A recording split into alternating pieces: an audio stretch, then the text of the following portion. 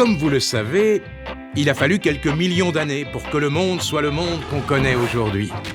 Une aubaine pour les archéologues, qui savent lire dans le passé. Tiens, des hommes ont vécu ici. Mais oui, des indices. Un véritable bric-à-brac que le vent et l'érosion ont un peu emmêlé. Pas de panique, nos experts sont là pour fouiller et tout analyser. Voyons. Un casque gaulois avec un bouclier romain. Des poteries toutes cassées, mais qu'est-ce que c'est? Et là, un tuyau en plomb. À cette époque déjà? Ici, la sculpture d'une déesse typiquement gauloise dans un temple typiquement romain. Oh, grand brassage culturel. Début de l'enquête.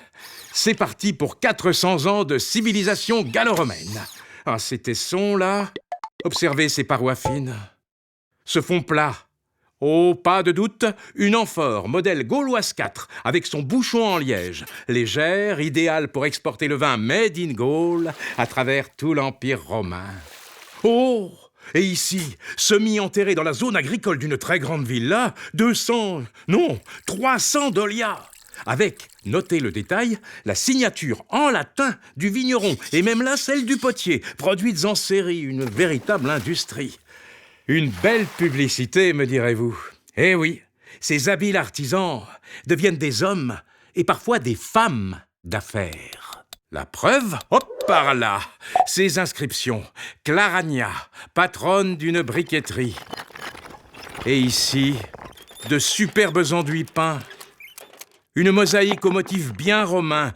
Voici Terencia Segundia, propriétaire d'une domus tout confort. Joli niveau de vie, cette fabricante de tuyaux de plomb à Lyon. Tout à l'égout, chauffage central. Nos gallo-romains amateurs de nouveautés modifient leur mode de vie petit à petit. Et leur ville aussi.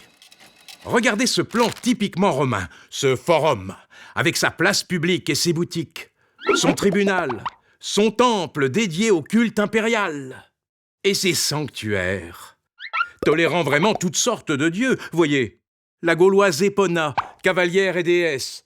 Admettez qu'elle fait bon ménage avec Mercure, dieu romain du commerce. Et qui dit commerce dit souvent argent. Ah, justement, une monnaie. C'est un denier. 4 grammes d'argent, avec bien sûr la tête de l'empereur. Et nos gallo-romains, à chaque emplette, de la faire circuler à travers tout l'Empire.